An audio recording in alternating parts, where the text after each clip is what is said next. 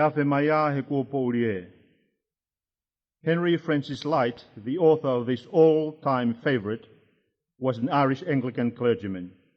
The tune, Eventide, was composed by the brilliant London church organist William Henry Monk.